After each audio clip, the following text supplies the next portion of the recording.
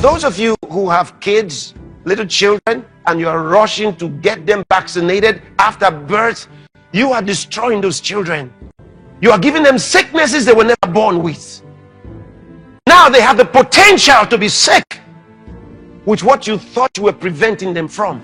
Millions of children around the world have fallen victim to the horrendously damaging consequences of the sinister works of these pharmaceutical industries. Truckloads of evidence have proven that most vaccines are dangerous to human beings. Let's take a closer look at some of the content of these vaccines. Show me thimerosal bottle, which we keep in a metal container because we're a little afraid of it, and it's a very fine powder. This is thimerosal, which is labeled very toxic, has cumulative effects, can cause damage to the kidneys, to the respiratory system, skin, to the nervous system. It specifically warns on here that it can cause reproductive and developmental toxicity, meaning that it can cause things like autism and other neurodevelopmental disorders. This is immensely toxic stuff. And it's a vaccine. And this is what's in the vaccine. It's important to realize we're talking about a whole range of products. Vaccines are a big one because, of course, you're directly injecting it. For example, this is tetanus vaccine. This one expires, it's a little outdated now, in 2007. Here's the thimerosal. 1 to 10,000 is a preservative. Perhaps the biggest one in the U.S., at least, that's for exposure to mercury is the influenza vaccine. Influenza vaccine is now recommended for all pregnant women, all infants, all children on a yearly basis. You're supposed to have last year's influenza? Understand that thimerosal is not added at the end. It's not like, well, that factory next year can make thimerosal free. Thimerosal, you either have to have a thimerosal free factory or you have to not have one. They add thimerosal at each step because the factory is not clean and not sterile. So you either have to have an expensive sterile factory where you don't need thimerosal, or you have to have one that produces thimerosal. It's going to need thimerosal or something the whole time. It needs to be stopped. This is the influenza vaccine from Adventist Pasteur, their flu zone. Thimerosal, 25 micrograms of mercury per dose. I'd like to point out that a lot of people didn't know, and I'm one of them. I've given 2,000 RhoGAM shots. I've been in vaccines for 35 years. I didn't know that RhoGAM had thimerosal in it. So I think a lot of the doctors were unaware. They were unaware that even the word thimerosal meant mercury.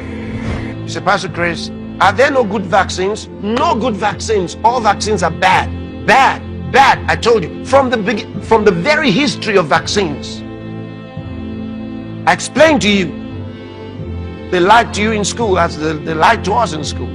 My mission actually for the last 23 years has been to inform people about the problems associated with vaccines, that they're not safe, they don't keep you from getting sick, they're not necessary, and they absolutely cause harm, and I'm talking about all of them, the entire pediatric schedule and, of course, the COVID jabs. I really thought that the only thing in a vaccine was a little dead or attenuated virus and a little bit of normal saline. It wasn't until September of 2000 that I actually read a package insert, and when I actually read a package insert and started researching all the different vaccines, I was mortified that if a child gets all of the vaccines in the entire schedule, they get almost 13,000 micrograms of aluminum and they get almost 600 micrograms of mercury, plus over 200 different chemicals. And I had no idea. So that's why they've never been proven to be safe, and why giving your child a vaccination is like injecting foreign matter into a little baby that's the most precious little thing in your life. Satan is more vicious today than he ever was because his time is short, and it's pushing them to get you vaccinated and get your babies vaccinated. And I'm telling you, the rate of increase of autism and several other kinds of diseases is very high now. What was the autism rate in 1960? Do we know? In 1960, the autism rate, there's about 4 or 5 studies, and the highest rate, say about 1 in 2,500, 1 in 1,500, 1 in 2,500, 1 in 10,000. So that, it was somewhere between 1 in 1,500 and 1 in 10,000. Today, it's 1 in every 34 kids, according to CDC, and in some states, like California, I think maybe Utah and New Jersey, 1 in 22. 1 in 22 kids. And, these kids should be healthy. These kids should be our highest performing kids. And they instead have this extraordinary disability that's going to keep them dependent and not, a lot of these, if you're full-blown autism, it's a nonverbal, non-toilet trained, head banging, stimming, toe walking. These are kids that will never throw a baseball. They'll never graduate high school. They'll never go out and take a girl on a date. They'll never use the toilet alone. They'll never write a play. They'll never write a poem. They'll never vote. What we've learned is this childhood vaccine schedule is not what we thought. And now critically looking at it, we have a situation that we just learned that the World Council for Health, now international body, is calling for a complete moratorium on childhood vaccines. First international organization to call for that. Why? Because the vaccines are piling up one after another. They're being given in multiple salvos. There are safety events now that we learned. In 1986, the U.S. passed legislation that indemnified the manufacturers of vaccines. In that legislation, it says the vaccines have unavoidable harm. It says that. So what are the harms that we're seeing? It's clear when the vaccines are given in multiple rounds. It's probably no single vaccine and no single additive, but it's the sum total of the vaccines given at once.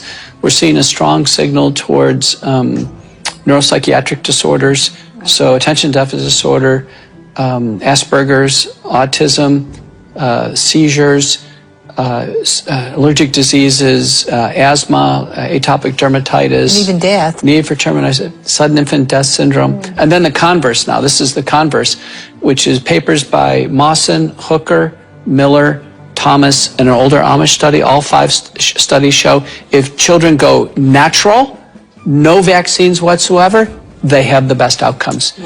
Freedom from these things. And, when I was a kid, the rate of autism was 1 in 10,000. Now it's 1 in 36. Oh, my God. And there's about 200 published manuscripts showing it's a immune system dysregulation. 1 in 36? 1 in 36. Yeah. 1 in 36. The immune system dysregulation that, in a reactogenic phase of the vaccine, sometimes with a febrile seizure, the inflammatory factors go into the brain, probably permanently change it. And the vignettes the mothers tell us that the child was fine up until the time they took multiple rounds of vaccines, and then they developed autism. Those vignettes are almost certainly correct. We can't pin it down to any single vaccine, but I'm telling you, in total, it doesn't look good.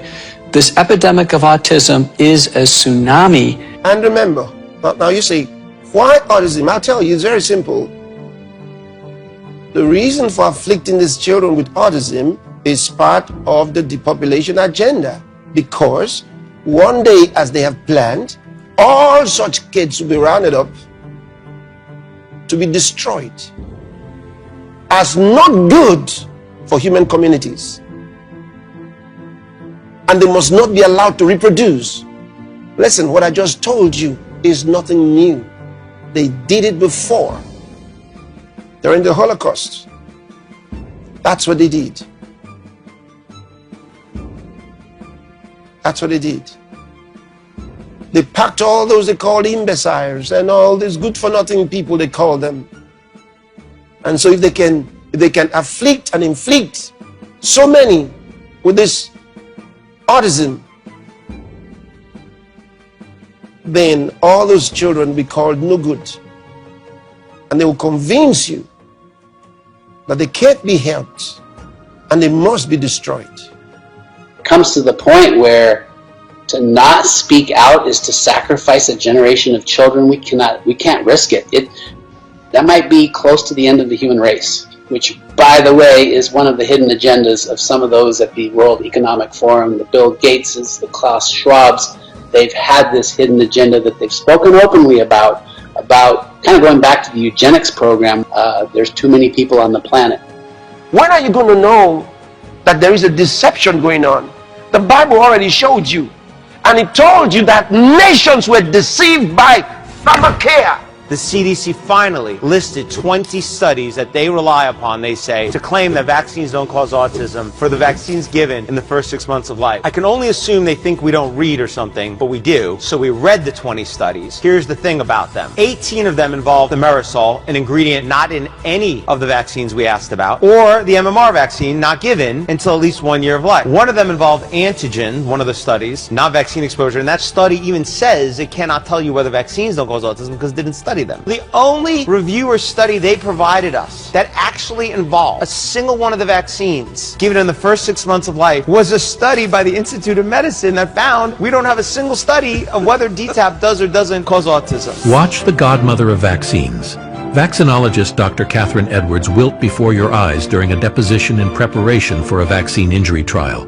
According to your profile, you have done most of the pivotal trials relied upon to license many of the vaccines, correct, on the market? Yes, sir. Okay. So you're highly experienced at conducting clinical trials, correct? I'm highly experienced conducting clinical trials. And you're familiar with many of the clinical trials that relied upon to license many of the vaccines currently on the market, correct? I am. In your opinion, did the clinical trials relied upon to license the vaccines that Yates received, many of which are still on the market today, were they designed to rule out that the vaccine causes autism? No. I told you, wherever the vaccines went, diseases sprang up that were never in those environmental communities. Vietnam doesn't have anything, there's no such thing as autism in 1975, year 2000, year 2001. There's no such thing. When Vietnam signed the WHO, and when Vietnam signed into the International Monetary Fund, the banking system, Bill Gates and the Gates Foundation introduced the vaccination program into Vietnam. Now Vietnam has over a 300% rise in autism. And if you want to know the problems surrounding vaccines, find out who is about to benefit. That's how you know if something is in the right direction or not. Who's doing it for who, and why the insistence? There is nothing more profitable in our society today than a sick child, because all of these entities are making money on them. The insurance companies, the hospitals, the medical cartel, the pharmaceutical companies have lifetime annuities. I mean, any child and the earlier that kid is sick, they don't want to kill him. They want them sick for the rest of their lives. And we have now a whole generation. When my uncle was president, 6% of Americans had chronic disease. Today it's 60%.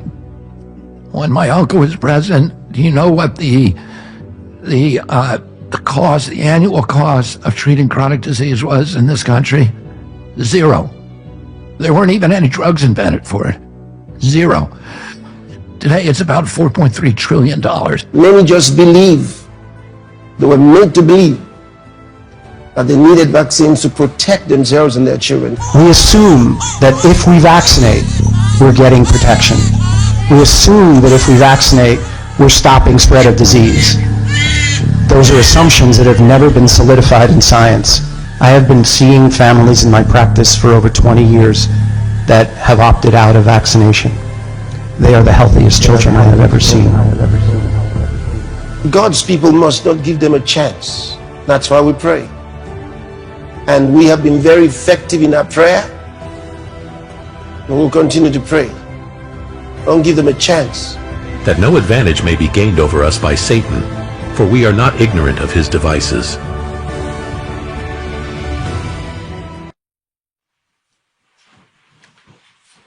Well, it just shows you the wickedness in the hearts of the eugenicists.